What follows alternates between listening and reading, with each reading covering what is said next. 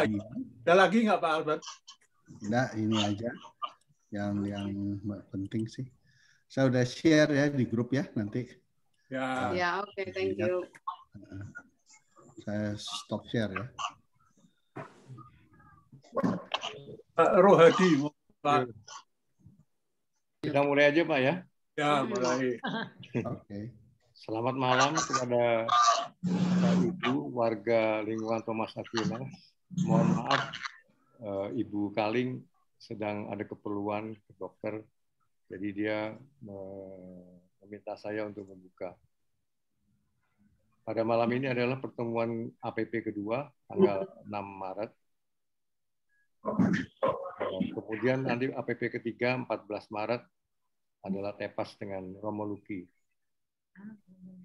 Untuk menyingkat waktu, kami mohon kepada Pak Fasilitator, Pak Dwi, untuk melanjutkannya. Terima kasih. Selamat malam. Selamat malam Bapak Ibu. Kita akan mulai dengan tema kita pada malam hari ini adalah persaudaraan dalam masyarakat. Kita mulai aja, Jeff, di share. Nah, kita mulai APP kita dengan tema, subtema persaudaraan dalam masyarakat. Kita mulai dengan lagu pembukaan. Sebentar. Lagu pembukaan, Jeff. Sebentar, ini kok dia nggak bisa full screen.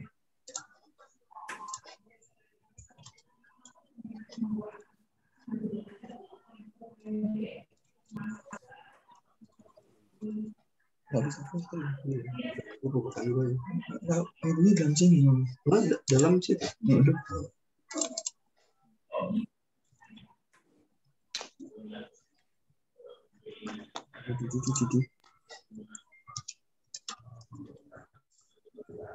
Tunggu sebentar, ada kendala teknis. Ya, tak apa.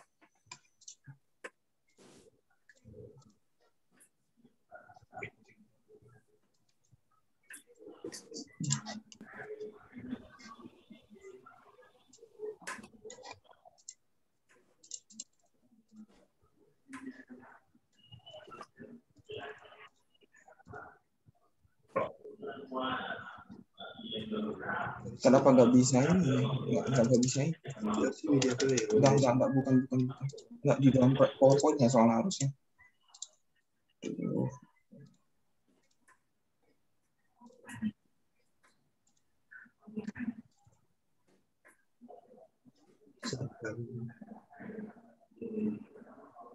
Punya komen nanti suaranya kembali.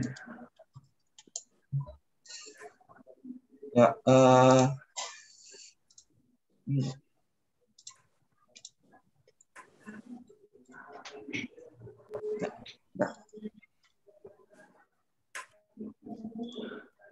Kita nyanyi lagu pembukaan, Tuhan.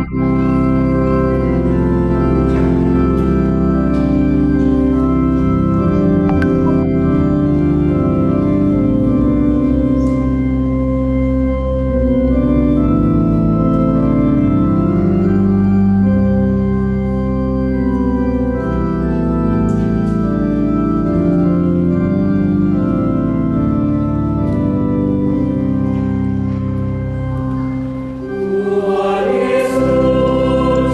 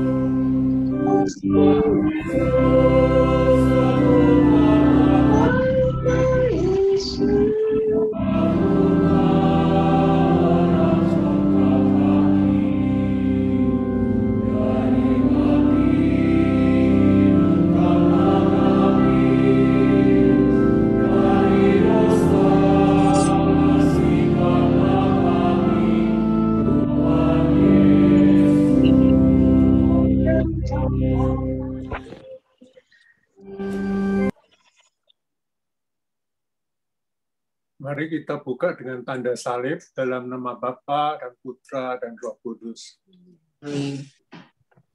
Tuhan beserta kita. Sekarang dan selama-lamanya.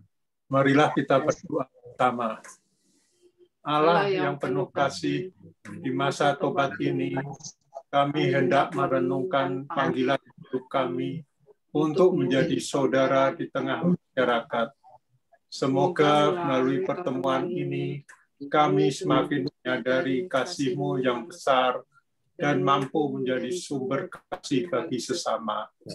Semua ini ya Bapa, kami serahkan kepadamu dengan perantaraan Kristus Juru Selamat kami, yang hidup dan berkuasa bersama Dikau dan Roh Kudus, kini dan sepanjang segala masa. Amin. Bapak Ibu, sebelum kita masuk pada pertemuan yang kedua, sebaiknya kita akan mereview dulu pertemuan pertama ini. Jadi mungkin ada yang mau volunteer untuk menceritakan hasil refleksi dari pertemuan pertama ini. Ada yang mau secara mereview pertemuan pertama kita tentang perkawinan di Kana. Mungkin ini ada poin-poinnya yang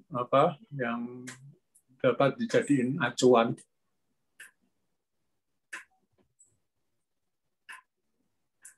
Jadi kalau kita masih ingat di pertemuan kita yang pertama itu adalah tentang periskopnya tentang perkawinan di Kana. Di situ masing-masing dari kita telah melakukan refleksi. Mana tokoh-tokoh yang menurut kita adalah paling mengena di kehidupan kita. Banyak dari kita yang waktu itu memilih sebagai Bunda Maria.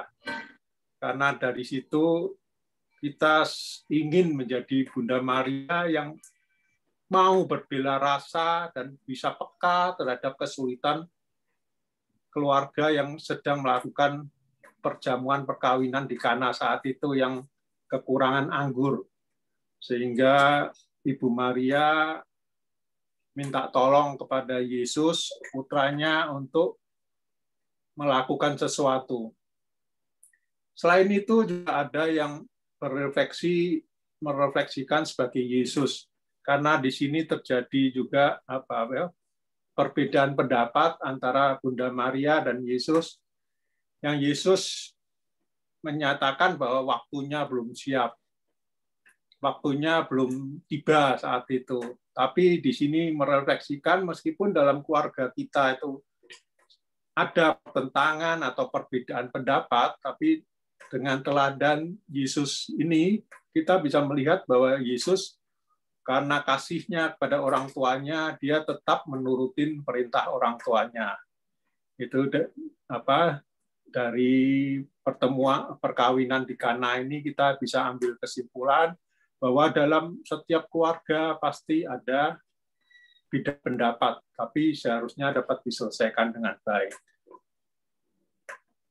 Jadi dalam perkawinan di Kana ini kita melihat bahwa anggur yang saat itu akan habis. Anggur ini dalam orang Yahudi itu dapat dikatakan adalah sukacita. Jadi sukacita dalam kehidupan kita berkeluarga ini kadang-kadang juga bisa hilang, bisa menimbulkan menjadi sengketa dalam keluarga. Kalau kita mengacu pada periskop ini, maka anggur itu akan selalu tersedia, sukacita dalam keluarga ini akan selalu tersedia bila kita menghadirkan Yesus dan Bunda Maria dalam kehidupan kita sehari-hari. Maka dengan kepekaan Bunda Maria akan selalu tahu keperluan kita, akan berusaha menolong. Demikian juga Yesus bila selalu di keluarga kita, dia selalu menolong kehidupan kita. Mungkin itu refleksi kita yang dapat kita lakukan dalam pertemuan APP yang pertama. Jadi kita bercermin dari periskop perkawinan di Kana. Nah, sekarang kita akan masuk pada APP yang kedua. APP kedua ini kita akan bercermin kehidupan kita, berefleksi kehidupan kita dengan periskop orang Samaria yang baik hati. Seperti yang sudah kita pernah pelajari selalu dalam APP ini, semua kegiatannya selalu dimulai dari keluarga, kemudian berkembang menjadi masyarakat, kemudian meluas lagi. Sama seperti waktu APP kita yang sebelumnya, kita juga berusaha merefleksikan kehidupan kita berdasarkan periskop dari saat itu adalah konflik dalam keluarga. Kita belajar bagaimana menghadapi konflik dalam keluarga melalui periskop waktu itu adalah Esau dan Yakub. Bagaimana konflik keluarga itu timbul, dan bagaimana cara mengatasinya. Kemudian dalam masyarakat juga waktu itu kita juga belajar bagaimana konflik itu timbul dan mengatasinya melalui periskop kisah antara Daud dan Saul. Nah, dalam periskop ini kita akan belajar dari bagaimana kita bisa berbela rasa terhadap masyarakat kita melalui periskop Samaria yang hati. Kalau kita melihat contoh perbuatan para rohaniwan kita, bagaimana mereka bisa bertoleransi dengan orang-orang yang berbeda kepentingan dan berbeda iman, kita bisa ambil contoh misalnya Santo Fransiskus dari Assisi. Pada saat itu Santo Fransiskus dari Assisi pada perang salib yang kelima sekitar tahun 1200-an, Fransiskus dari Assisi ini punya inisiatif untuk berani pergi ke kemah musuh untuk membicarakan perdamaian terhadap perang salib yang kelima itu.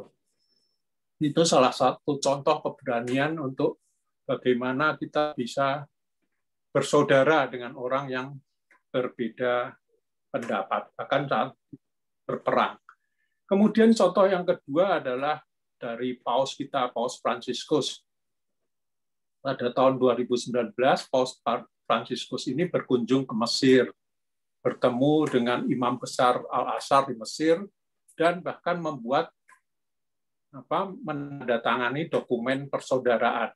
Jadi persaudaraan antara umat manusia yang berbeda keyakinan. Itu adalah salah satu contoh yang sangat menarik yang dapat kita ikuti agar kita dapat juga melakukannya saat kita hidup dalam bermasyarakat. Dalam bermasyarakat, kita dari pagi sampai malam kita selalu bertemu dengan orang-orang lain. Tidak selalu dapat bertemu dengan orang-orang yang sependapat dengan kita, seiman dengan kita, sesuku dengan kita, tapi kita bertemu dengan semua orang. Maka dari itu kita akan belajar bagaimana kita dapat menganggap semua orang itu menjadi saudara kita. Mari kita belajar dari periskop orang Samaria yang murah hati, diambil dari Injil Lukas bab 10 ayat 25 sampai 37. Mungkin ada Bapak Ibu yang bersedia membacakan apa ya. Mungkin bisa ditampilkan, Jeff.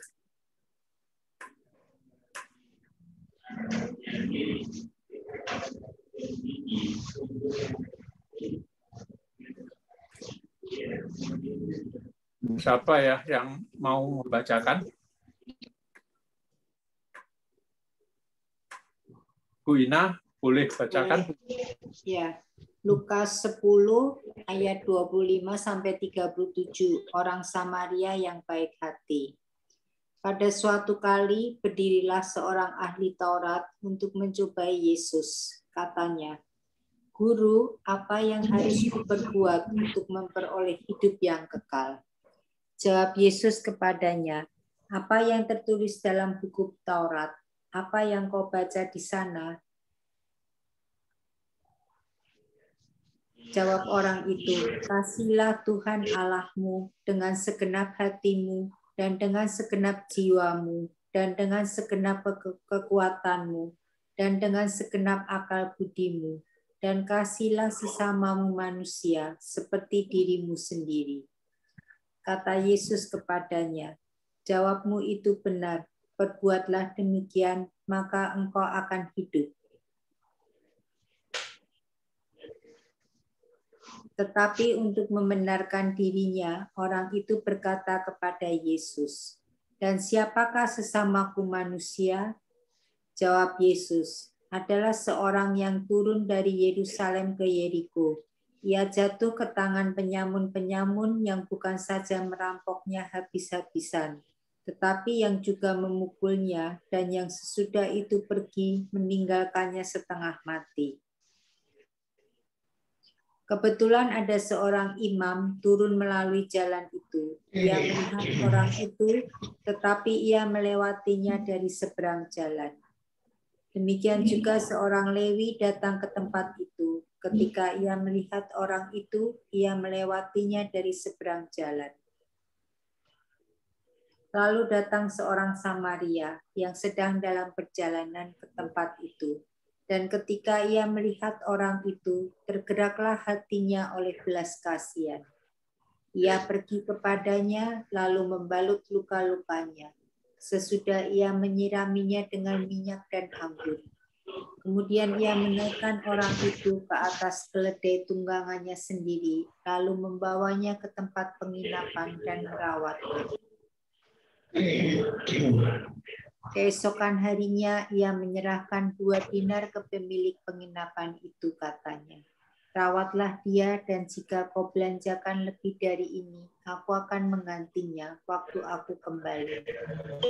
Siapa di antara ketiga orang ini menurut pendapatmu adalah sesama manusia dari orang yang jatuh ke tangan penyamun itu? Jawab orang itu, "Orang yang telah menunjukkan belas kasihan kepadanya." Kata Yesus kepadanya, "Pergilah dan berbuatlah demikian." Demikianlah sabda Tuhan. Terpujilah Kristus.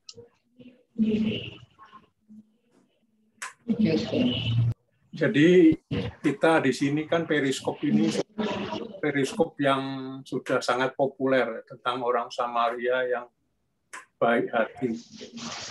Jadi ada tiga macam orang yang sangat bagus sekali dijadikan perumpamaan oleh Yesus. Jadi pertama adalah seorang imam, orang tokoh agama yang harusnya dia menjadi perilaku dari firman. Yang kedua adalah orang Lewi. Orang Lewi ini salah satu suku dari 12 suku bangsa Israel. Orang Lewi ini salah satu suku dari suku bangsa Israel, keturunan Yusuf yang tidak diberi hak tanah pewarisannya, tapi dia memperoleh hak istimewa, yaitu menjadi imam dan merawat bait Allah. Jadi termasuk orang-orang yang dekat dengan bait Allah, orang-orang yang dekat dengan rumah Tuhan. Jadi mestinya perilakunya adalah perilaku yang orang-orang yang sangat baik. Dibandingkan dengan orang Samaria, yang menurut orang Yahudi adalah orang kafir, orang Samaria itu hidup di Israel bagian utara, Jadi orang Samaria ini adalah orang yang sudah campur baur, nggak 100% keturunan Yahudi. Demikian juga dengan paham beribadatnya tidak murni mengikuti hukum Taurat, tapi sudah dicampur kebiasaan-kebiasaan orang Samaria sendiri.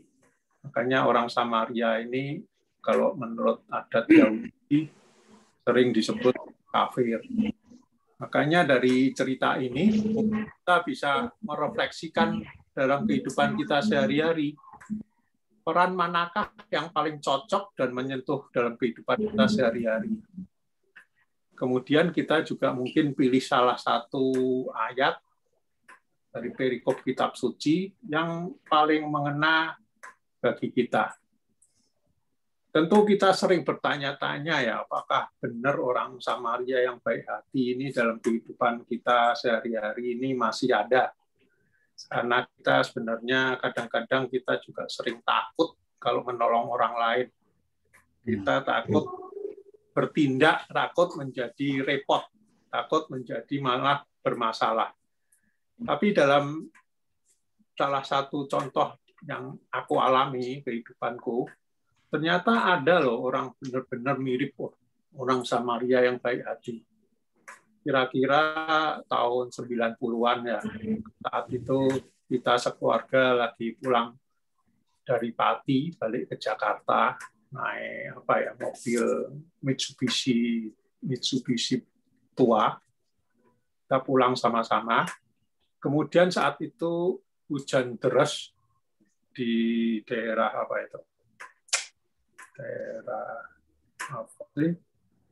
daerah Paku Besi, mau masuk Jakarta sini, udah Jawa Barat, daerah Paku Besi situ. Itu hujan sangat deras, udah tengah malam. Kemudian mobilnya mogok karena yang untuk ngecas aki itu rusak. Nah, otomatis kan nggak bisa diperbaiki itu. Dan itu udah di tengah-tengah sawah lah, jauh dari perumahan. Nggak terlalu jauh sih, cuman jauh dari kota. Kemudian ngelihat mobil mogok, hujan-hujan, orang-orang di sekitar situ melihat nih, ada mobil mogok. Nah, mereka mulai kumpul-kumpul dan kelihatannya mulai kelihatannya sih, melihat pertanyaan-pertanyaannya dan nada-nadanya itu, pengen kelihatannya mulai agak mau ngerjain gitu. Kemudian ada seseorang yang namanya Pak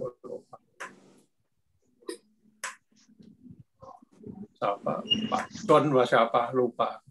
Dia kemudian datang dengan sendirinya, hujan deras gitu datang, dan dia ngomong ke kita, udahlah didorong aja mobilnya masuk ke rumah dia. Dan dia karena orang itu kelihatannya orang yang cukup disegani masyarakat di situ, dia dituruti oleh masyarakat di situ, ikut dorong mobil saya masuk ke rumahnya. Dan di rumahnya itu dia malam itu menemani kita untuk ngopi bersama, bahkan istrinya sempat gorengin pisang goreng, gorengin singkong goreng untuk kita makan bareng, ngobrol-ngobrol sambil nunggu pagi, sehingga kita nanti bisa beli spare part untuk ganti spare part yang rusak. Ternyata dalam kehidupan kita ini memang masih banyak orang-orang yang rela berkorban seperti orang Samaria ini. Melihat kebutuhan orang lain, peka terhadap kebutuhan orang lain, dan bergerak untuk menolong orang itu. Nah, ternyata banyak sekali orang-orang yang ternyata masih mau berbuat baik seperti orang Samaria. Nah, refleksi kita hari ini, apakah kita juga mau berbuat baik seperti orang Samaria? Apakah kita cenderung untuk menjadi seperti orang Lewi atau orang imam? Mungkin Bapak Ibu boleh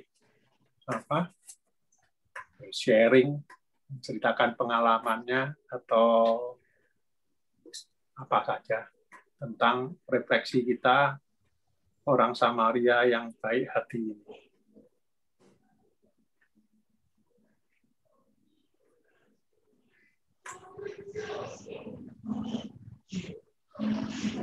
Saya sih nggak punya contoh konkret seperti Pak Dwi ya Pak. Cuman kan di dalam kehidupan ini kita kan memang seharusnya menolong orang lain ya. Walaupun mungkin kejadiannya Pak Dwi kan tahun 90 ya. Kemudian sekarang udah tahun 2020. Memang tantangannya kalau kita menolong orang itu apakah benar atau dikerjain gitu loh Pak. Itu kan sekarang kan seperti itu ya. Mungkin ya kita tetap harus hati-hati, tapi paling enggak kita mau mengulurkan tangan ke orang yang sudah kita kenal. Kan orang yang kita kenal kan tidak semua, pasti ada yang membutuhkan pertolongan kan. Mungkin kan zaman sekarang kita kadang udah menutup mata lah, walaupun orang itu kita kenal, tapi begitu orang itu membutuhkan pertolongan kita pura-pura tidak tahu lah gitu. Atau paling enggak terima teleponnya juga kita menghindar gitu loh Pak. Ya paling enggak udah enggak usah yang terlalu jauh, yang seperti ceritanya orang Samaria itu kan dia tidak mengenal sama sekali, tapi paling enggak kita menolong dulu orang-orang yang memang kita kenal gitu. Walaupun ya sekarang terus terang aja di zaman sekarang kan orang itu menolong itu kan udah lebih memikirkan Pak. Memang beda dengan beberapa tahun yang lalu ya, beberapa puluh tahun yang lalu, apalagi waktu saya kecil itu orang nolong itu lebih gampang banget gitu loh, karena modus kejahatan juga belum gitu banyak gitu kan Pak. Iya.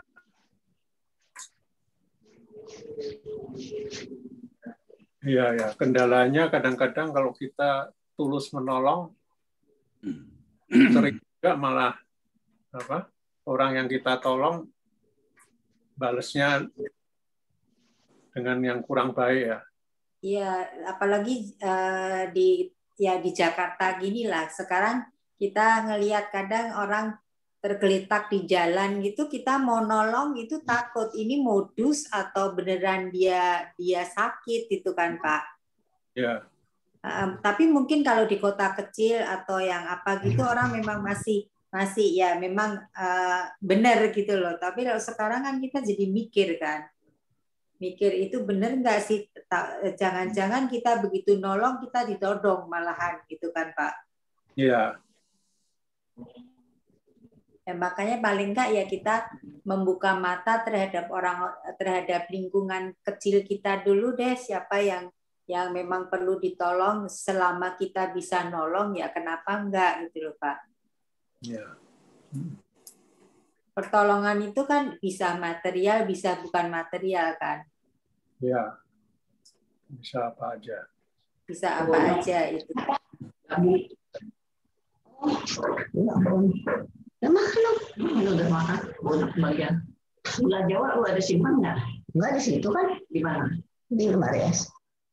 Ya, mungkin ada yang lain, Pak Ibu, yang mau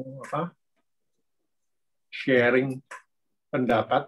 Saya sih menanggapinya, saya tertarik sebetulnya sama orang Lewi ya, yang nggak mau menyentuh orang tersebut karena dia pikir mungkin udah meninggal ya. Kalau udah meninggal kan berarti najis ya, dan dia akan kerepotan untuk membersihkan dirinya ya. Jadi mungkin memang saya teringat ini aja lah, bukan pengalaman saya sih, pengalaman istri ya. Waktu di Singapura itu, waktu itu ada lihat barang jatuh, ya kan? Kemudian dia kasih tahu sama petugas kebersihan, tolong dong diambil, ya, ngomongnya gitu ya, tolong diambil. Terus maunya kan kalau kita kan pikirannya diambil, dibawalah ke security atau kemana tapi nggak ada yang mau. Orang pun nggak ada yang mau, semua diam. Barang itu dibiarkan aja begitu. Sampai akhirnya kebetulan ya yang punya sendiri akhirnya mungkin menyadari barangnya jatuh, balik lagi ke situ, dan akhirnya dia ambil. Waktu itu kita terus berpikir, apa sih kira-kira penyebabnya? Masa sih orang-orang itu betul-betul begitu keras hatinya sampai nggak mau nolong, ya kan? Bagaimana kalau itu isinya sesuatu yang sangat dibutuhkan orang ya, misalnya obat atau apa ya, itu kan bagaimana gitu loh. Tapi terus saya terpikir juga, mungkin memang ada standar prosedur yang membatasi orang untuk melakukan hal tersebut. Misalnya petugas kebersihan, dia nggak boleh memang mungkin. Lalu orang lain, dia takut kena urusan, dia pegang jadi salah gitu. Ada CCTV kan segala macam. Jadi saya ingat ya, orang Lewi itu juga mungkin begitu. Belum tentu hatinya itu ya. Tetapi barangkali kita kadang-kadang terbelenggu sama peraturan-peraturan yang tata cara SOP yang membuat kita jadi susah sendiri kalau nolong. Maka kadang-kadang dibutuhkan keberanian. Berani nggak kamu melanggar segala konsekuensinya? Kita kan nggak tahu ya, mungkin seorang Lewi itu mau melakukan satu tugas peribadatan kan, sehingga kalau saya najis, saya nggak bisa bertugas. Lalu siapa yang mesti bertugas gitu? Dia mesti minta tolong temannya, kalau temannya mau kan, dan sebagainya lah. Saya kira juga mungkin refleksi saya cuma itu dari peristiwa tersebut adalah ya kadang-kadang memang kita nolong mesti tahu caranya juga ya. Seperti saya sependapat sama Bu Ina bahwa sekarang ini memang tidak begitu mudah ya. Mungkin zaman kita kecil dulu semua tuh serba mudah, serba gampang ya kan. Semua orang bebas lah gitu ya. Orang juga masih dalam tanda petik masih lugu gitu ya kan. Tapi sekarang kita berhadapan situasi ya mungkin ambil contoh gini lah. Tadi Bu Ina bilang kan ada orang tergeletak, kita tolong. Kan kalau nggak salah begini ya. Kalau dia ada patah tulang atau apa, dia nggak boleh ditarik malah, ya kan? Kalau diangkat atau apa, itu malah nanti menyebabkan kondisinya tambah parah. Ada syaraf kejepit, bisa lumpuh orang itu. Saya pernah lihat di televisi begitu dikasih tahu. Kalau ada gitu-gitu, sebaiknya petugas medis yang datang, bukannya kita yang berinisiatif nolong. Nah ini hal-hal semacam ini juga menurut saya yang mungkin membatasi kita juga. Artinya kita mesti tahu lah cara nolong itu bagaimana gitu. Kalau enggak malah nanti jadi kena masalah lagi sendiri gitu. Dan itu yang saya lihat gitu. Juga waktu di salah satu bandara di Amerika dulu, ya saya bertanya gitu ya. Kan ini kan bisnya masuk gitu ya. Kan banyak gate gitu ya. Terus tanya. Terus bisnya berhenti, kita bingung. Gate-nya mana nih, turun di mana? Terus tanya sama itu tuh, sama apa? Petugas petugas kebersihan, saya tanya. Dia nggak mau jawab loh. Saya nggak yakin dia nggak ngerti bahasa Inggris. Soalnya saya cuma tunjukin, kasih saya ini nomornya gate-nya berapa, apa ini, yang pakai bahasa tubuh. Dia nggak mau jawab sama sekali. Dia tinggal aja. Terus saya pikir-pikir, kenapa ya? Oh, jangan-jangan dia salah kalau dia jawab. Karena SOP-nya nggak begitu, dia nggak boleh memberikan informasi. Mungkin begitu. Sehingga ya artinya di zaman modern ini barangkali memang satu hal lagi juga kita harus pandai ya, harus smart gitu.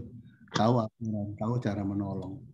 Supaya kita benar-benar bisa menolong dengan benar. Kalau enggak, apa yang kita lakukan itu malah menjadi bencana nanti. Ya itu aja dari saya. Memahami, merefleksikan ini harus secara kontekstual, Pak ya, sesuai dengan zamannya dan memakai akal budi kita untuk mengimplementasikan pemahaman orang Samaria yang baik hati. Mungkin ada Bapak Ibu yang lain. Saya ada ini Pak Dwi. Ya, ada pengalaman saya waktu masih aktif bekerja, itu ada perambah hutan yang itu buka hutan untuk ditanami kelapa sawit. Itu di Riau. Itu kena parang lengannya sehingga darahnya mengalir sangat deras. Nah, waktu itu pas saya lewat, saya sendirian pakai mobil backup. Nah, orang itu di pinggir jalan sama temennya itu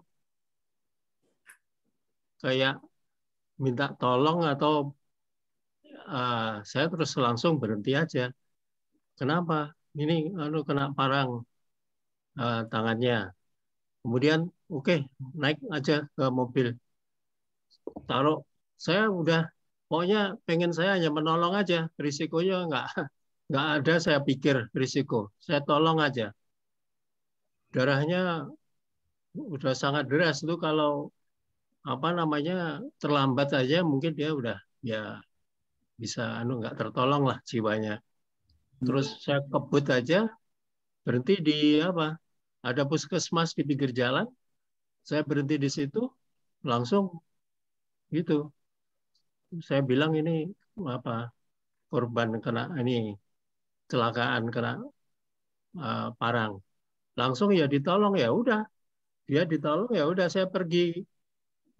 Mobil saya penuh dengan darah, ya nggak apa-apa. Saya paksa saya cuci, saya semprot. Jadi menurut saya kalau memang kita itu menolong ya itu dengan tulus, itu ya risiko apapun ya apa boleh buat. Mungkin bisa saya malah dikeroyak ya bisa jadi, tapi saya nggak ada terpikiran ke situ. Kemudian pernah juga saya waktu Trans Sumatera naik mobil, ada bus yang kecelakaan, melintang di jalan, banyak orang-orang yang pada luka-luka. Nah, kemudian saya dengan anak-anak naik mobil itu, saya suruh naik aja orangnya itu yang perlu ditolong, supaya saya juga bisa lewat. Kalau saya nggak menolong, saya juga nggak bisa lewat. Jadi karena saya menolong, saya dikasih jalan untuk bisa lewat. Kemudian ya mencari itu puskesmas yang paling dekat, berhenti di situ. Ya sampai sebegitu saya kira juga memang masih baik-baik aja deh. Pokoknya aman lah gitu. Nah, kalau lain kali zaman sekarang kalau kita ingin misalnya menolong orang yang kecelakaan, saya kira ya masih mikir-mikir lagi. Kalau zaman dulu kayaknya masih bebas saja kita menolong begitu. Kalau menolong orang, misalnya orang tukang sayur, kadang-kadang minta pinjaman uang, ya kita kasih, tapi ya risikonya nggak kembali gitu aja. Ya, risiko memang nggak kembali ya nggak apa-apa. Saya kira begitu aja pengalaman saya. Iya. Ya, Pak Rudito. Mungkin ada yang lain? Aku. Ya. Nggak usah jauh-jauh gini. Aku mau tanya, di dekat jembatan situ kan sering ada pengemis tuh. Iya. Sama bapak tua, sama ibu-ibu tua yang buta atau apa. Nah, kita kasih nggak gitu loh. Aku kok mau kasih ragu-ragu gitu ya. Tapi aku lihat banyak yang lewat, tangannya tinggal keluar, ngasih gitu. Nah, kalau yang seperti itu, kita tolong atau enggak? Maksudnya nggak usah yang berat-berat deh. Pengemis itu kita kasih uang nggak? Kalau aku secara pribadi, aku kalau mau kasih ya aku kasih. Karena aku nggak mikirin nantinya itu ternyata dia orang kaya atau pura-pura profesi pengemis atau enggak, ya itu urusan dia ya. Cuman kalau aku lihat kasihan ya aku kasih. Udah nggak mikir dia ini pura-pura atau dia ini sebenarnya kaya atau gimana. Ya kalau aku sih pokoknya kalau aku merasa wah ini kayaknya feelingnya kasihan, ya udah kasih. Tapi ada nggak kadang-kala nggak kepengen ngasih gitu, Pak? Ada, kalau feelingnya wah ini kayaknya kok nipu ya nggak ngasih. Jadi kita mendengarkan suara hati kita gitu. Di nurani kita lah. Roh Kudus lah. Roh Kudus. Roh Kudus. Kita pakai hati nurani lah. Hati nuraninya kayaknya suruh kasih ya udah kasih. Sama saya juga begitu. Nah, kalau kayaknya wah enggak nih mau nipu ya udah enggak. Karena pengalaman saya pernah loh, saya itu jalan sendiri malam-malam diketok-ketok orang. Dikasih tahu bannya belakang kempes. Saya nggak kerasa di mobil. Nah, saya nggak percaya, ini pasti bohong, ngerjain toh, karena udah sering kejadian itu toh, kerjain begitu turun terus diambil apanya gitu kan sering. Ternyata begitu sampai di pom bensin terdekat aku berhenti, bener kempes. Ternyata orangnya baik, aku curiga enggak. Itu Pak Dwi. Pak Dwi, saya juga punya pengalaman yang soal kempes itu. Iya. Itu belum tentu orang itu baik, Pak. Iya. Bisa jadi orang itu orang jahat. Kenapa? Saya udah tahu itu orang jahat kan. Saya tidak berhenti. Saya berhenti di Gunaban yang besar kan, supaya itu. Di sebelah saya mobil polisi. Polisinya lagi berdiri di samping. Tahu nggak, Pak? Notebook saya diambil. Pada saat saya bayar, itu 25.000, saya kasih 50, kebetulan saya nggak ada uang kecil, saya kasih 50 Pak, dikasih Pak katanya. Jadi sengaja orang di dalam itu sudah kong kali kong di dalam Pak, itu di Fatmawati Pak. Jadi lihat apa?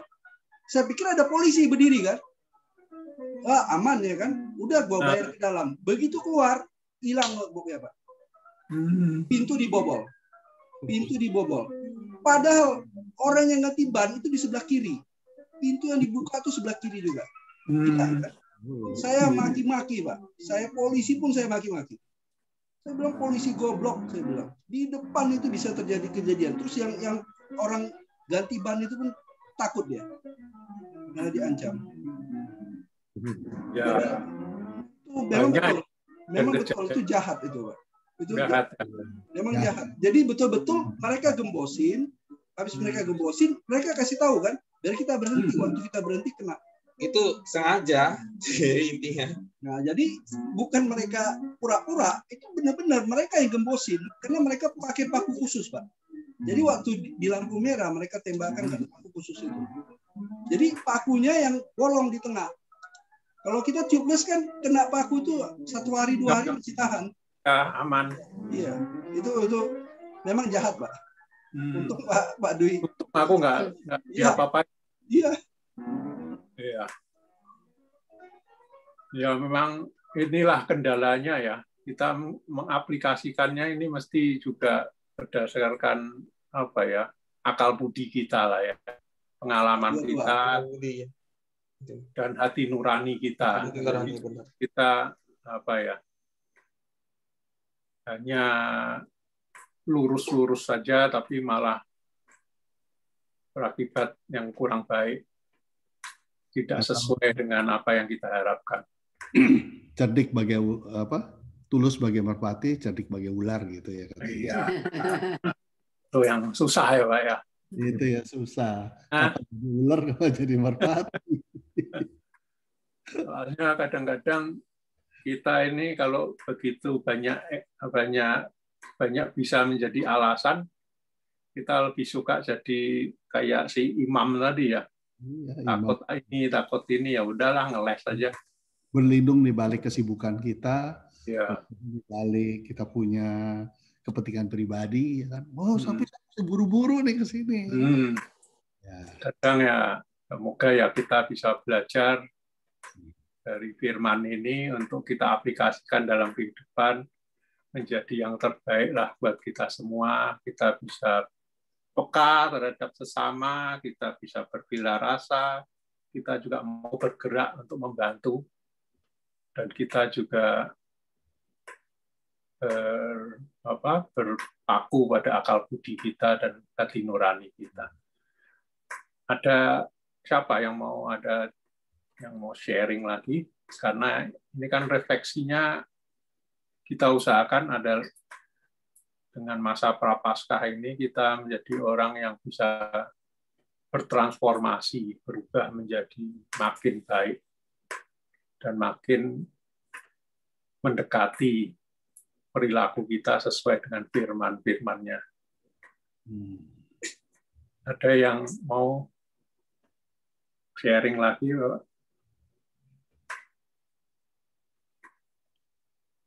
Kalau tidak ada, kita lanjut ke berikutnya, Jeff. Kita akan lihat, ini udah, kita lihat video tentang sepatu ini, Pak.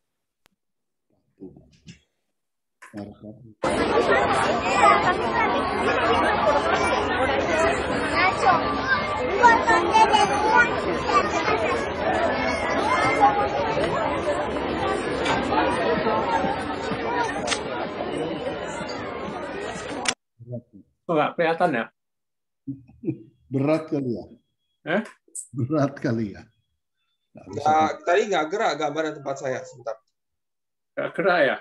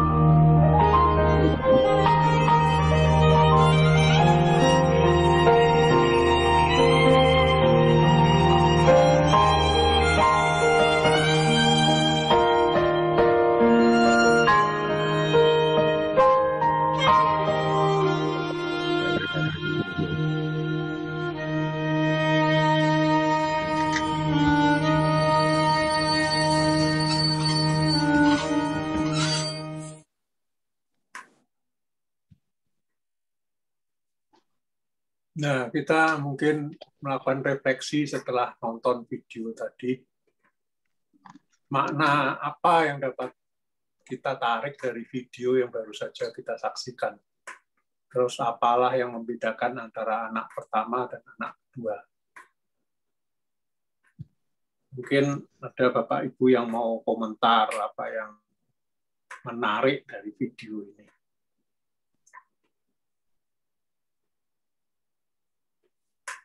Oh, kita saksikan ini videonya kan anak pertama, anaknya miskin, pakai sendal, yang pengen banget punya sepatu yang bagus. Kemudian anak yang kedua, anak orang kaya, katanya sepatunya baru, bagus, yang dia sayang banget sama sepatunya. Nah, tiba-tiba waktu mau naik kereta, sepatunya ketinggalan satu. Terus anak yang miskin ini, yang kelihatannya miskin ini, kemudian berusaha untuk memberikan sepatu yang ketinggal ini, sampai dia melempar. Tapi karena nggak bisa, kemudian ternyata anak yang punya sepatu baru dan sayang dengan sepatunya yang dilap-lap terus itu, malah memberikannya dengan melempar sepatunya yang satunya lagi. Nah, mungkin ada yang mau mendiskusikan, membuat pendapat dari perilaku anak-anak itu dari video di atas, video tadi. Kalau dilihat yang anak pertama itu kan sebenarnya dia sendiri sekarang sandalnya, dia pakai sandalnya rusak. Berarti kan dia udah nggak bisa pakai kan. Kemudian di dekatnya itu ada sepatu yang mungkin dia impikan. Tapi refleks dia itu dia berusaha mengembalikan, bukannya dia mengambil kan. Padahal itu mungkin sepatu yang dia impikan gitu kan, walaupun cuma sebelah gitu kan. Tapi dia berusaha lari mati-matian untuk mengembalikan yang memang bukan haknya dia gitu. Ya kan, itu bukan hak dia berusaha mati-matian gitu kan. Kemudian kalau saya ngelihat yang anak kedua, memang dia masih, karena itu sepatu kesayangannya dia masih berusaha. Itu akan sampai ke dia, ada orang yang nolongin dia untuk mengembalikan sepatunya. Tapi setelah akhirnya dia nggak bisa dapatkan, dan mungkin dia melihat bahwa anak itu yang berusaha nolong dia itu tidak memakai sepatu, tidak memakai sandal, akhirnya dia malah memberikan punyanya dia yang dia sayangin gitu. Jadi kedua-duanya itu mempunyai saling perhatian. Jadi yang kaya walaupun awalnya karena itu kesayangannya dia tetap ingin kembali ke dia kan. Tapi yang satu itu dia refleks langsung membalikan, walaupun dia sendiri dalam kondisi sekarang tidak mempunyai sendal, tidak punya alas kaki lah, malahan tidak punya sama sekali kan dia. Tapi kalau dari lihat videonya kan dia benar-benar berusaha ingin mengembalikan kan itu. Ya, jadi intinya ya yang pertama itu lebih punya perhatian, dia langsung ingin menolong orang yang dia lihat ingin sekali sepatunya kembali ke dia kan.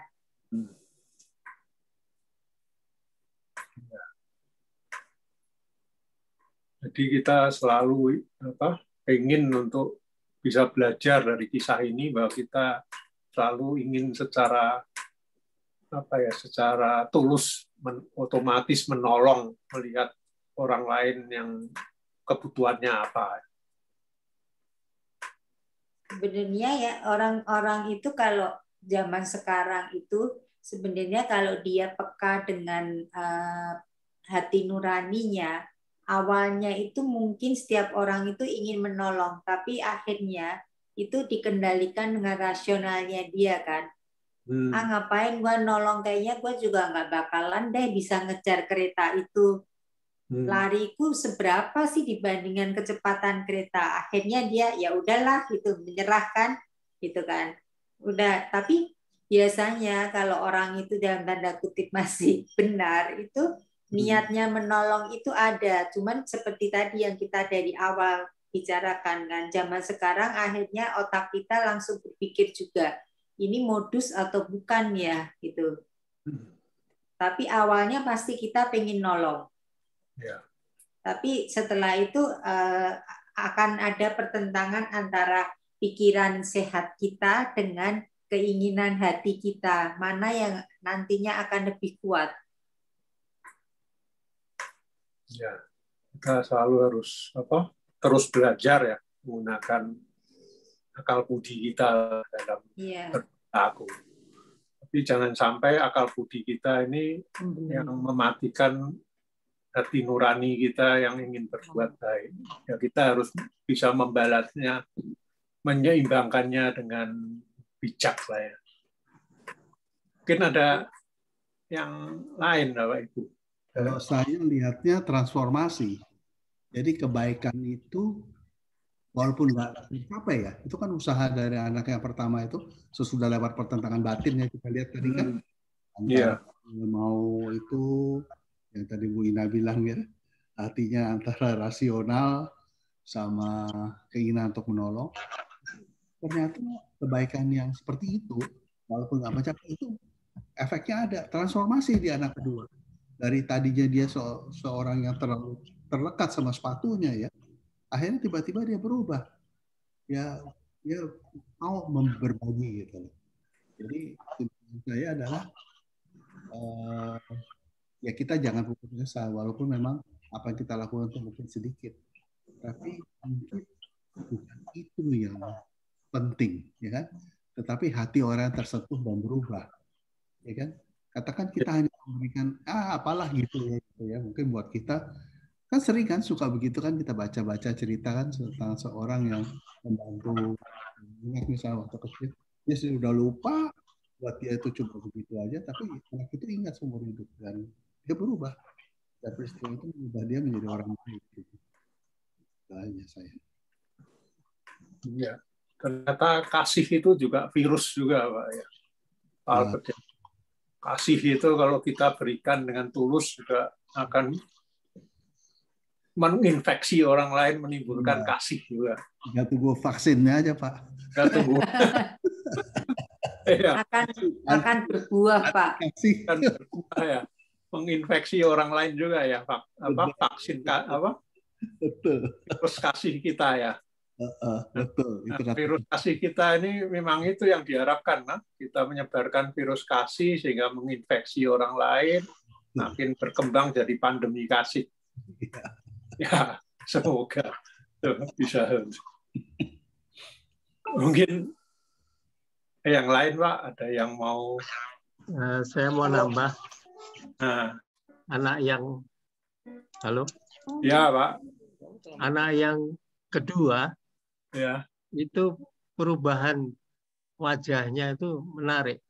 Mula-mula dia mengharapkan mau menangkap sepatu yang dilempar itu, tapi setelah gagal nggak bisa ditangkap, kemudian wajah dia itu waktu mencopot sepatunya melempar kepada anak yang pertama itu wajahnya kelihatan senang, dia bisa menolong. Jadi ada perubahan yang sangat menarik. Saya kira gitu. Oh iya.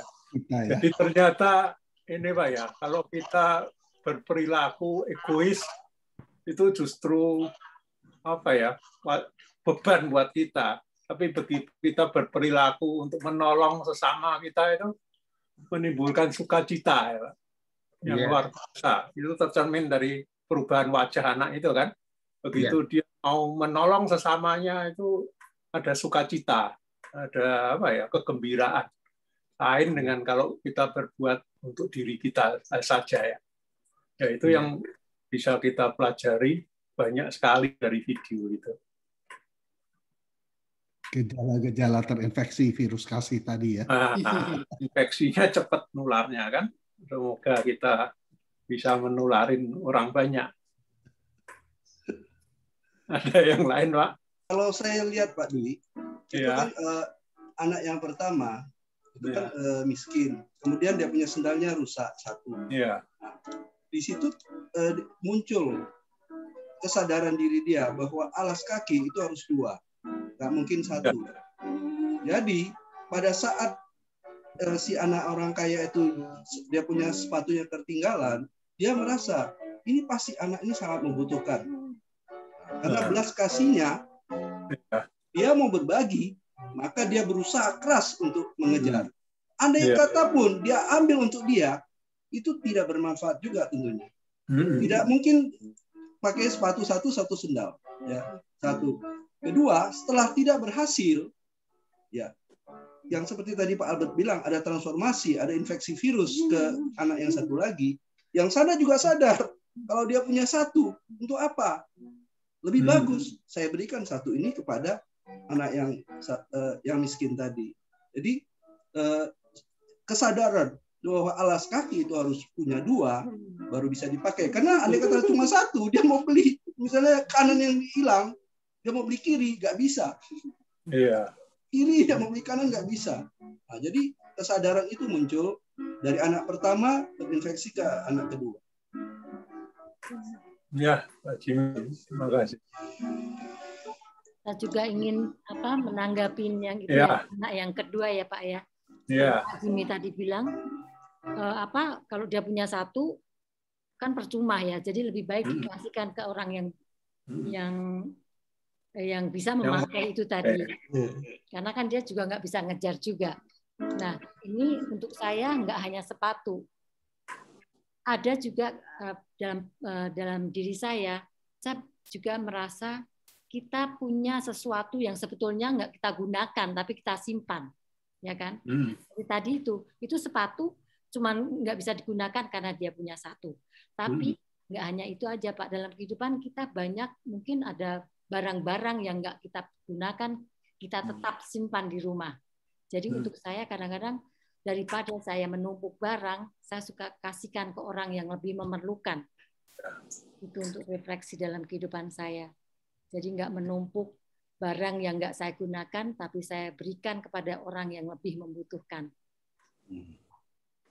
Ya, berarti kita harus selalu menyenangkan orang, membahagiakan orang, atau memberi orang daripada meminta dari orang. Harus selalu belajar untuk peka terhadap kebutuhan sesama kita. Nah, kalau nggak ada yang mau sharing lagi, kita lanjut aja, Jeff. Lanjut ke slide berikutnya. Nah, ini adalah kisah inspiratif dari pemuda Bekasi. Salah satu contoh di mana dia berbela rasa, kemudian dia terlibat, kemudian bisa menjadi berkat bagi orang banyak. Jadi ini adalah ada suatu karang taruna di Bekasi yang dia atas biaya karang taruna itu swasembada sendiri, kemudian melakukan menyemprot wilayah-wilayah tertentu yang banyak wabah COVID-nya. Jadi dia melakukan itu penyemprotan untuk membunuh kuman-kuman itu ke lingkungan-lingkungan di Bekasi yang banyak warganya terserang COVID. Jadi dia memberi contoh suatu inisiatif agar semua masyarakat mau bergerak untuk melawan corona. Ini saya pikir suatu contoh kegiatan yang bagus sekali juga untuk bisa kita contoh, untuk kita memberikan contoh bahwa kita itu terlibat dalam menangani suatu masalah yang ada di masyarakat kita. Kita terlibat dan semoga bisa menjadi berkat dan kita bisa menularkan virus terlibat ini pada orang-orang sekitar kita. Mungkin itu yang salah satu kisah inspiratif yang bisa kita contoh. Dan kita lanjut ya. Nah, jadi pesan ini apa sih yang mau Yesus ajak kepada kita? Pertama, kita diajak untuk memiliki hati yang terbuka dan peka terhadap kesulitan orang lain. Kalau menurut saya kita ini semua sudah sudah peka lah, tapi mungkin untuk lebih meningkatkan kepekaan kita melihat kesulitan orang lain. Kemudian yang kedua, kita mengenali Kristus di dalam diri saudara dan saudari kita yang ditinggalkan atau tersisih. Jadi kita juga yakin bahwa saudara-saudara kita yang tersisih, yang membutuhkan itu adalah Tuhan Yesus sendiri. Jadi kalau kita membantu saudara kita, berarti kita juga berbuat untuk Tuhan Yesus.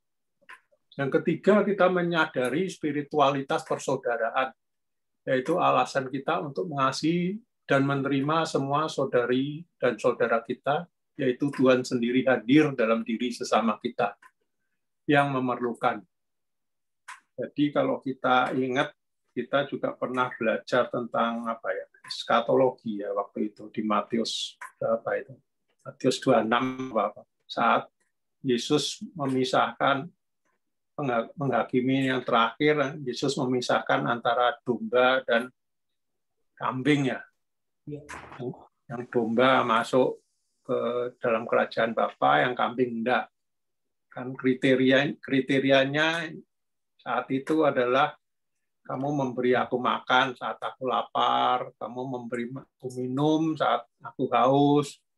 Jadi intinya apa yang kita berikan pada sesama kita itu ternyata itulah yang kita berikan untuk Tuhan. Ya, slide berikutnya aja.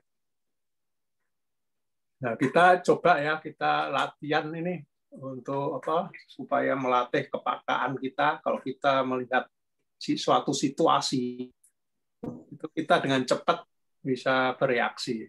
Misalnya gambar yang berikutnya, Jeff. Nah, ini gambar apa nih? Nggak pakai masker. Nggak pakai masker. Pakai masker. Hah? Nggak pakai masker. Nggak pakai masker, harus dikasih masker. Nggak pakai masker terus ditegur polisi atau gimana? Iya. Ya, gambar berikutnya. Nah, ini apa nih? Orang isoman dikasih makan. Kena COVID. Dibantu makan. Dibantu makanannya. Ya. Orang yang tadi isolasi mandiri ya, dibantu oleh isolasi. Makanannya dibantu. Ya. Nah, ini ada juga waktu itu kita baca di Kompas ya. Ibu mungkin ikut baca juga. Ada keluarga yang kena COVID ini, kemudian tetangga-tetangganya nggak ada yang mau bantu. Iya, belanja aja nggak ada yang mau terima uangnya. Iya, belanja aja nggak mau terima uangnya loh. Takut. Jadi takut ketularan semua. Iya, takut ketularan semua dikumpulkan gitu. Nah, moga ya kita tidak seperti itu. Nah, gambar berikutnya masih ada nggak ya? Nah, ini. Petugas kecapean nih. Petugas kecapean. Iya. Ada tangannya. Tangannya seperti berdoa. Ya. Kita harus menghargai ya. Paling enggak kita mendoakan lah tenaga kesehatan kita ini yang sudah pontang-panting mati-matian untuk menyelamatkan sesamanya.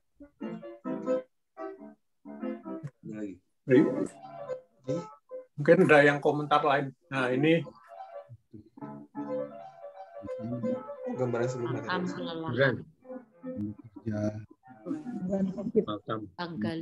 Kali makam.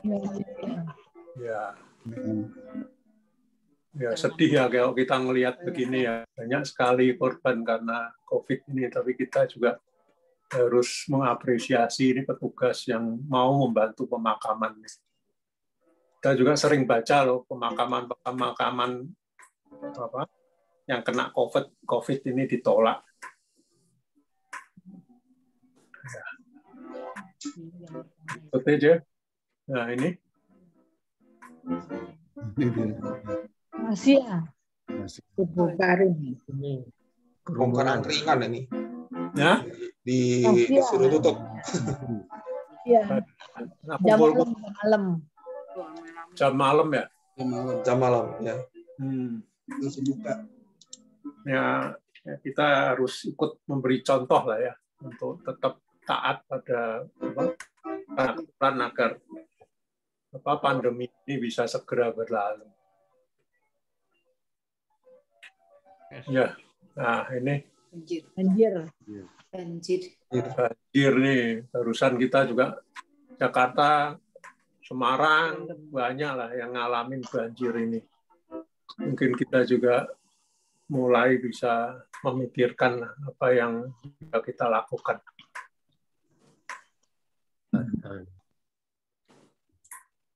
Nah, ini kita setelah kita refleksi dari apa yang kita baca Injil hari ini. Nah, kita mungkin ada yang mau sharing, apakah punya pengalaman sebagai anggota masyarakat berbagi suka duka secara lintas agama.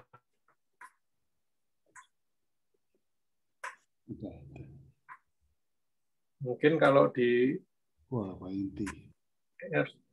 Selamat malam Pak Inti. Malam Pak Inti. Silakan Pak. Wah, Inti. Jadi miring.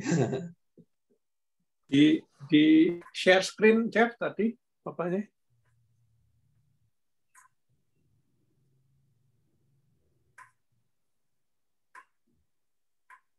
Nah, ini apa? Kita mau apa sih? Mungkin ada yang punya pengalaman di lingkungannya atau di RT-nya. Terus apa yang bisa kita lakukan sebagai umat beriman ini untuk menghadirkan wajah kasih ini agar virusnya bisa nyebar ke masyarakat kita. Di lingkungan kita ya buka ya. Ya. Di lingkungan kita itu RT kita itu ada setiap Jumat itu berbagi Jumat Barokah. Ya. Jadi kita bisa transfer untuk sebagai tanda partisipasi kita. Iya betul. Di RT kita, Met. Ya kan? Iya. Setiap Jumat dibagi makanan. Tapi kayaknya nggak tiap Jumat ya, Met. Sebulan 2 kali ya. Setiap Jumat ya. Jumat ada, Mai. Setiap Jumat ada. Iya. Kita transfer. Iya, sukarela ya. Iya. Dari RT itu ya, Bu. Iya, dari RT. RT yang mengelola. Ada bendaharanya. Jadi itu lintas agama ya, semua. Ya. Ya. Benar. Terus apa ini kita ini dari lingkungan kita yang mau kita kerjakan untuk menghadirkan wajah kasih Allah ini tengah masyarakat kita? Apakah kita perlu nyontoh seperti itu juga? Atau ada ide lain? Kalau di grup ini ya Bu Yuni ya, di grup EE. Iya. Di grup EE itu ekoenzim ya. Itu ada untuk apa? Ngumpulin hasil EE-nya kemudian disemprotkan ke jalanan itu ya. Iya. Waktu itu dikirim ke Kalimantan. Kalimantan ya. Habis banjir. Habis banjir. Ya. Kemudian kemarin ada ide juga untuk pinjem tankernya Bintaro Jaya ya untuk nyiramin itu. Untuk nyemprot Bintaro. Untuk nyemprot Bintaro. Mungkin di lingkungan Thomas juga bisa itu ngadain kegiatan apa gitu yang bermanfaat. Apakah ngumpulin sampah atau apa? Mungkin ada apa? Rencana nyatanya kayak apa? Mau bikin bank sampah, tapi repot banget ya. Lagi pandemi. Kalau nggak pandemi berani deh. Mungkin yang paling gampang ya itu ya nyontoh ekoenzim itu ya. Itu kan nggak kontak sama orang ya. Masing-masing di rumah. Masing-masing di rumah. Iya. Itu yang paling sederhana. Kita sambil juga mengurangi sampah. Mengurangin sampah, beban lingkungan juga. Kemudian hasilnya bisa kita sumbangin kemana-mana. Bisa kita sumbangin kemana-mana. Kalau di Bandung, Pemprovnya udah pakai terus tuh ekoenzim. Di mana, Bu Yuni? Bandung tuh udah pakai terus untuk nyemprot. Pemprovnya memang udah pakai. Benernya itu bisa jadiin kegiatan internal lingkungan juga sih, itu mudah. Kalau jadi ntar tinggal kalau berminat atau yang lain juga boleh sih. Kan Pak Rohadi udah bikin, Pak aku juga udah bikin. Jadi paling enggak udah 3 yang bikin. Kalau perlu sih, kalau ada yang perlu aku bisa kasih juga gitu loh. Untuk kita sendiri juga bisa. Kalau sebelum berminat nyoba dulu. Boleh, kalau ada yang berminat, ntar aku kasih juga boleh. Satu botol aqua. Pak Dwi udah banyak. Aku punya 3 galon ya. Wow, banyak sekali. Banyak sekali. 20 liter ya? Iya. 20 liter. Enggak, segalonnya 10 liter kali ya. 20 itu. Terus gunanya apa aja ya, Pak? Apa? Gunanya apa aja? Gunanya kalau sekarang ini aku pakai ngepel. Oh, buat ngepel. Kayak ngepel, pakai bersihin kamar mandi. Aku pakai kumur segala. Kalau sakit leher, kumur. Oh iya. Berarti itu nyemin tanaman.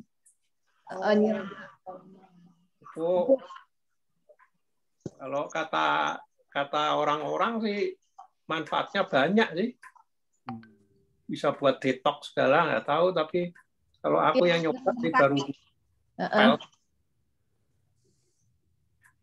ntar kalau cuci piring itu udah nggak pakai sabun, ngepel udah nggak pakai obat pel. Kalau cuci piring separohnya. Aku ngepel udah nggak pakai obat pel, udah pakai itu. Pakai itu aja. Bersih ya. Bersih. Oke. Baunya wangi panas. Cuman nggak sabar aja nunggunya 3 bulan. 3 bulan. boleh belajar sama Yuni sama Pak Dwi ya. Wangi, aromanya harum loh. Harum ya. Caranya. Fermentasi, bau fermentasi. Cuma nanti kalau udah beratungnya gimana ya? Kenapa? Ada belatung. Oh, kalau nutupnya nggak rapat bisa ada belatungnya memang. Oh, harus rapat. Rapat. Nah, ada belatungnya ya nggak apa-apa, diambilin. Ih, geli. Kan ayam. Kalau punya ayam ya, dikasih ke ayam. Iya. Geli banget. Beli, Pak. Belatung. Mungkin apa nih, bukan ya Pak Rohadi, aksi nyata lingkungan kita? Iya, apa ya, Yun? Apa boleh diposting nanti di grup, Pak? Ada. Dipikirin dulu aja. Ya. Ide kalau belum ada kita. Iya, kita mau ambil dari teman-teman masukannya ya, Pak. Iya. Iya. Untuk dilarang. Ini kita taruh. Ya. Gimana udah mau bulan Mei lagi, Pak, Lebaran ya? Kenapa? Udah mau Lebaran. Puasa April puasa. Apa lagi, Pak? Cepat ya? Kita pasca April ya. Iya, April puasa. Nggak kerasa ya setahun. Mungkin kalau bagus kalau kita jalan pagi sambil bawa itu juga bagus itu. Bawa keranjang. Oh, buat apa, Pak? Mungutin sampah. Mungutin sampah. Ya, boleh tuh, Pak. Sambil olahraga loh. Jalan pagi itu ke sana. Pakai capitan dong, Pak. Pakai capitan, Pak. Capitan. Saya kan masih mbok. Itu kan. Mbok yang terasa. Aja kita. Dia dipecat nanti. Banyak sekali sampah kita jalan pagi. sesuai SOP, Pak. SOP-nya kan apa itu diambil oleh sampah. Iya. Ini nyomot jemuran. Yang dicapit jemuran. Iya. Kalau nggak ada kita lanjut. Masih pada jalan pagi bareng. Udah lama nih nggak jalan. Sekarang jalannya jamnya beda-beda. Pak Albert jam 2, jam 3. Jamnya beda-beda. Tapi saya sama Pak Inti kadang-kadang sama Pak Hendy hampir sama waktunya. Hampir sama ya Pak, gitu ya Pak. Ya. Ya Pak, kalau nggak ada kita lanjut. Yuk. Kita lanjutin, Jeff. Kita lanjut dengan doa umat spontan. Jadi dari hasil refleksi kita ini kita mohon berkat dari rahmat dari Tuhan kita agar kita bisa menjalankan apa-apa yang sudah kita diskusikan ini. Kita mulai dengan doa umat. Saya akan mulai. Ya Bapak, terima kasih pada malam ini kita kembali untuk berdiskusi. Kita kembali untuk merefleksikan kehidupan kita berdasarkan firman-Mu. Pada malam hari ini kita berefleksi untuk melakukan seperti apa yang telah dilakukan pada zaman dahulu, yaitu orang Samaria yang baik hati. Dampingilah kami, bimbinglah kami, curahkanlah Roh Kudus-Mu kepada kami, agar kami peka terhadap kebutuhan sesama kita, agar kami mau bergerak, tidak hanya berhenti pada ungkapan kasihan saja.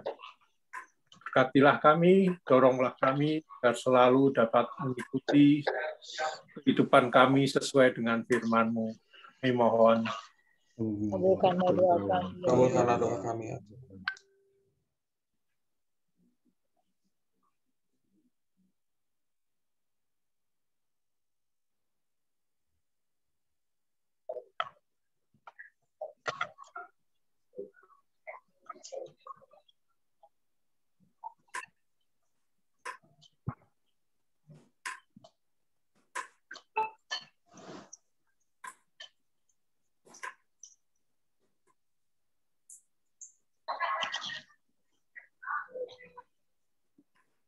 Ya Bapak, pada malam hari ini, di mana kami boleh berkumpul bersama-sama untuk berefleksi apa yang kebaikan apa yang akan kami lakukan dan mengingatkan kami kembali bahwa kami harus selalu melihat diri bersama kami. Tuhan, berikanlah kami kekuatan supaya kami tidak melakukan kebaikan apapun risikonya, khusus di pandemi ini. Biarkanlah Kau menangkan kami dari virus corona ini, sehingga ini tidak akan menghalangi kami untuk berbuat baik. Kami mohon, kabulkan doa kami ya Tuhan. Kabulkan doa kami, Tuhan.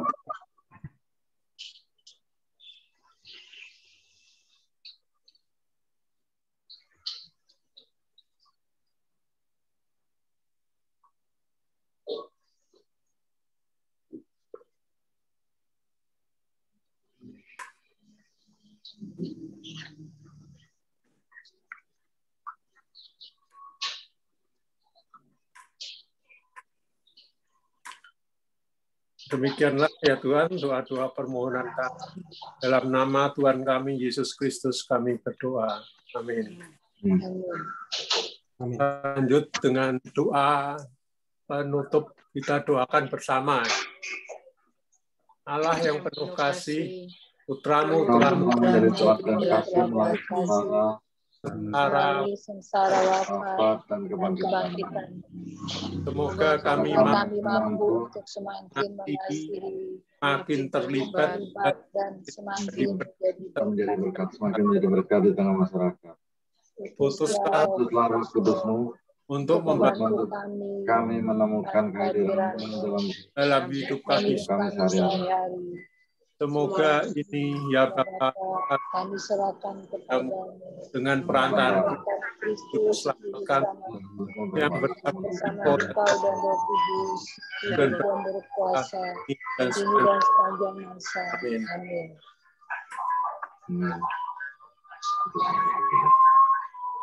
Tuhan kita. Sekarang dan selama-lamanya. Semoga segenap perjalanan hidup kita, pelayanan kita, dan seluruh keluarga kita senantiasa dilindungi dan diberkati oleh Allah yang Maha Kuasa, Bapa, Putra, dan Roh Kudus. Amin. Kita tutup dengan lagu penutup Mars Tahun Refleksi.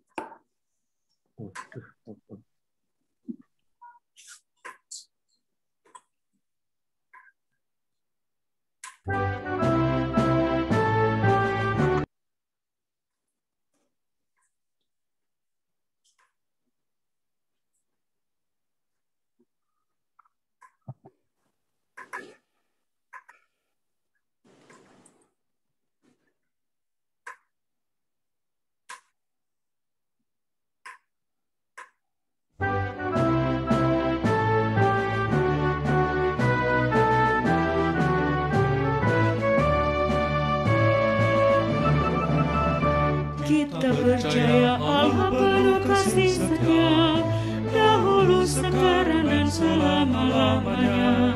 Walau pandemi corona melanda dunia, Dia tetap gembala baik dan murah hati.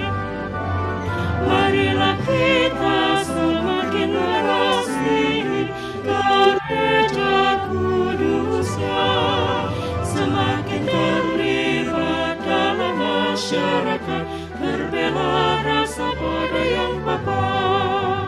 Kita diutus semakin menjadi berkat bagi seluruh ciptaan.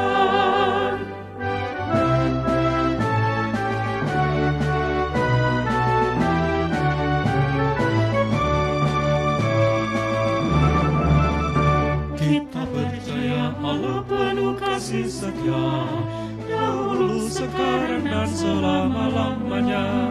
Walau pandemi corona melanda dunia, Dia tetap gembala baik dan murah hati.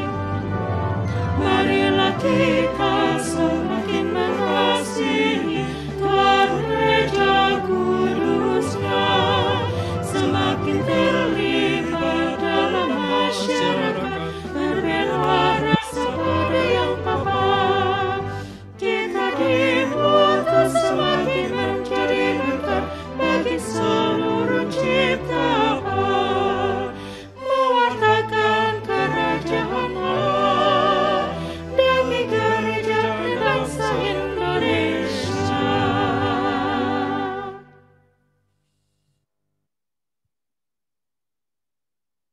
Terima kasih. Selamat malam. Terima kasih. Terima kasih. Terima kasih, maaf telat. Pak Dwi, terima kasih. Jeffrey. Terima kasih. Terima kasih, Jeffrey. Thank you. Ya, ini apa sih? Mau foto dulu kali ya? Foto dulu Jeffrey, ya, Ya. buat dokumentasi. Itu Pak. Bentar, ini Pak ini ada 2 device ternyata. Satu di HP. Oh, yang satu udah saya matikan. Tapi masih nyala nih. Ya udah saya out aja. Oke.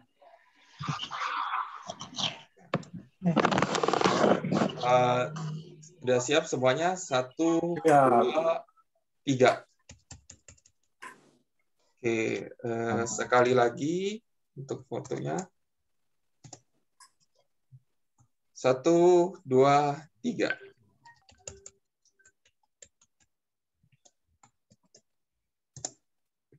Nah, Sudah. kaku. Terima kasih. Thank you, Jeffrey. Mohon maaf, Bapak Ibu, saya telat. Ya, itu. Makasih. Senang udah bergabung. Terima kasih. Jadi berikutnya Minggu malam ya? Ya. Ya, Ya, Minggu malam. Ya, Minggu malam. tanggal 14. 14 ada Roma. Udah. Kita lakukannya style video aja, Pak nyanyi. Hah? Aku tepas aja. Iya. Iya, tepas.